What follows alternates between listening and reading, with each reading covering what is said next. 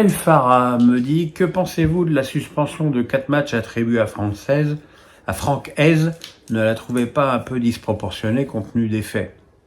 C'est pas qu'elle est disproportionnée, c'est surtout que c'est la commission de discipline de la fédération qui a donné cette sanction. Et on sait que la fédération est beaucoup plus sévère que la Ligue.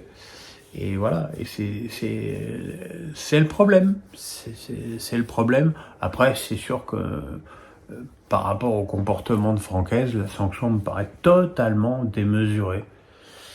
Mais si Axel. Edison, tu me déranges, mon titi. Et puis tu mets des poils en plus. Pascal me dit: on entend des rumeurs de partout concernant le Parc des Princes, reprise du Stade de France, négociation très complexe à la mairie de Paris, construction d'un nouveau stade. Selon vous, qui va avoir le dernier mot et quelle va être la finalité de ce dossier? Déjà, le problème, c'est de poser cette question de savoir qui va avoir le dernier mot, comme si c'était l'enjeu de ce dossier. La position de la municipalité disant que le Parc des Princes fait partie du patrimoine parisien me fait doucement rigoler. On aime ou on n'aime pas le Parc des Princes, mais enfin, ça reste quand même un artichaut en béton. Voilà, c'est pas l'Arc de Triomphe, c'est pas la Tour Eiffel, c'est pas les Invalides, faut pas déconner non plus. C'est quand même hallucinant. Le PSG qui a mis déjà plus de 150 millions d'euros dans ce stade qui ne lui appartient pas, qui est prêt à en mettre 6 ou 700 et on lui dise: non, vous ne serez toujours pas chez vous. Ce n'est pas concevable, c'est pas bien, c'est pas juste. Donc je comprends les dirigeants parisiens qui cherchent un autre endroit pour construire un stade à leur idée et complètement ultra moderne.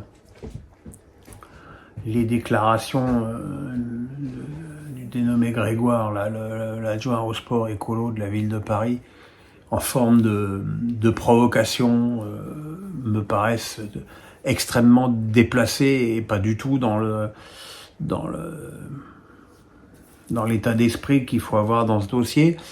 Ce qu'il y a en plus de paradoxal, c'est qu'il semblerait qu'Anne Hidalgo ait demandé l'arbitrage ou l'aide de Nicolas Sarkozy dans ce dossier. Donc voilà, quoi.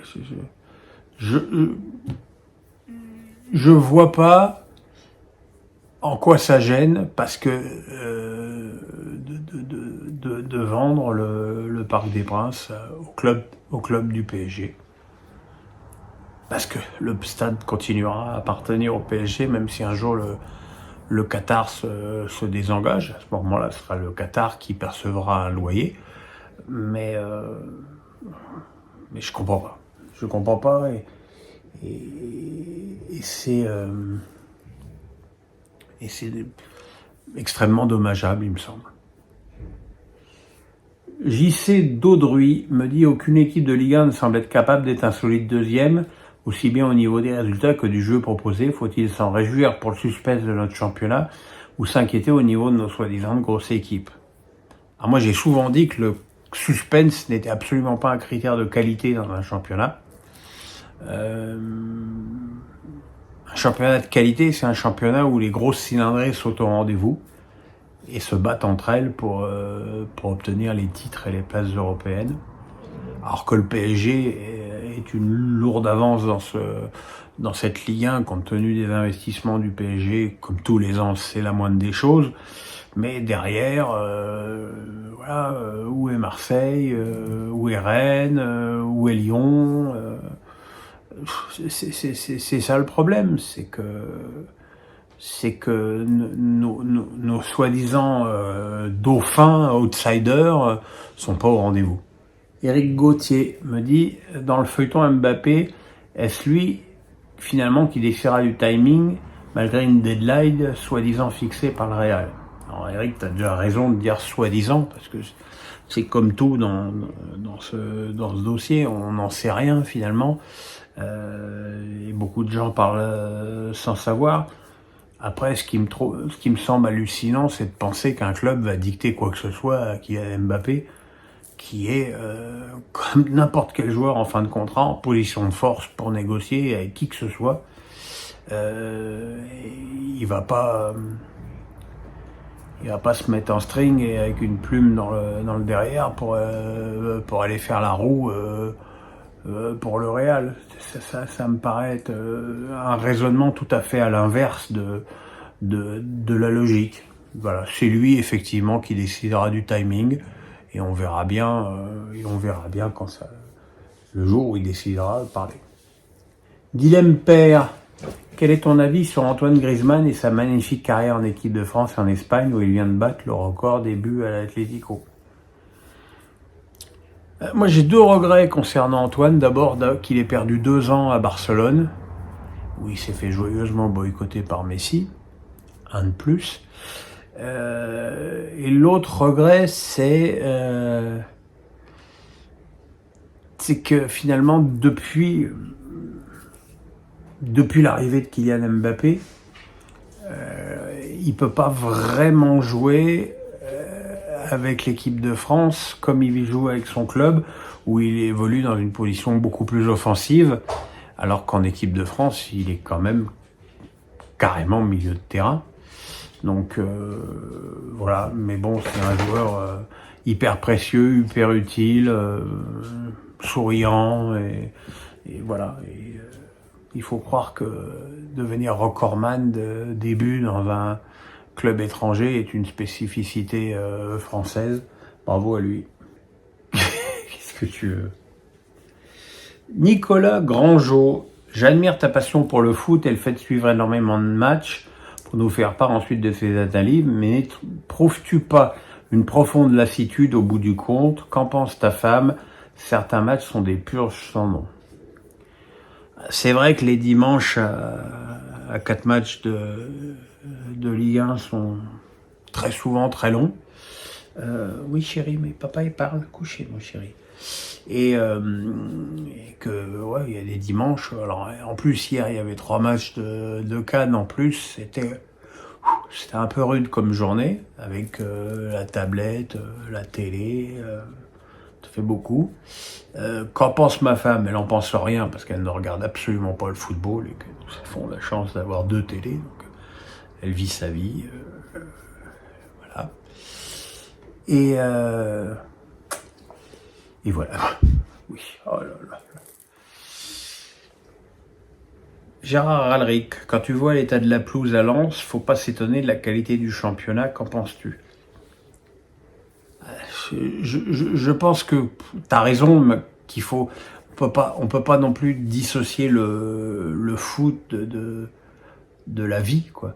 Et que tout le monde sait que le Nord, le Pas-de-Calais ont mangé très sévère avec les précipitations, les inondations, et que il y a peut-être pas peut-être que la pelouse de Lens, ajoutée au froid, a peut-être un petit peu souffert ces dernières semaines des conditions atmosphériques. Après, c'est toujours pareil, si on veut une pelouse partout comme au Parc des Princes, il faut un jardinier à 1,5 million d'euros. Voilà, et s'il y a des clubs qui peuvent pas payer ça, et encore, j'ai un contre-exemple, pour se souvenir que longtemps, Guingamp avait une pelouse extraordinaire, alors qu'ils mettaient pas un argent. Je pense que c'est aussi une question de volonté. Fanch Aimé, dis-moi, que pourrait apporter une saison avec la participation en Coupe d'Europe pour un club comme Brest, budget, attrait de joueurs? Ce serait un plus ou un handicap pour toi par rapport à la fin petitesse du club sans être médisant?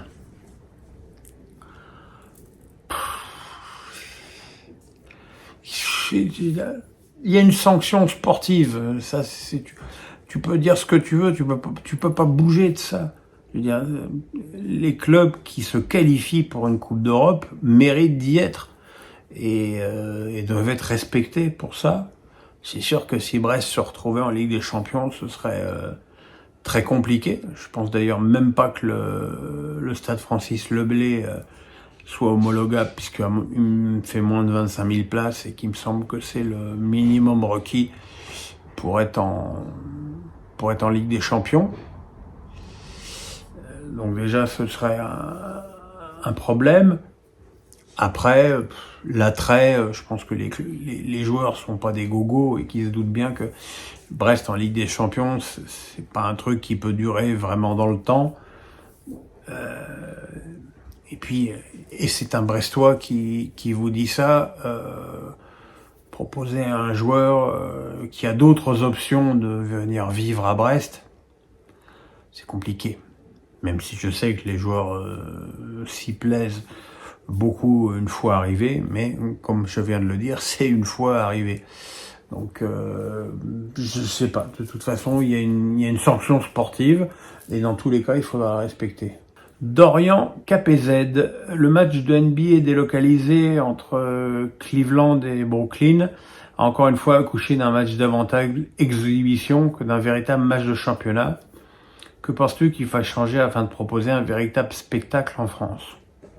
Mais je suis pas d'accord avec toi, Dorian. Je suis pas du tout certain que un Cleveland Brooklyn en saison régulière donne lieu sur le sol américain à un match d'une autre intensité. D'abord, c'est un match qui compte, c'est pas une exhibition. Donc déjà voilà,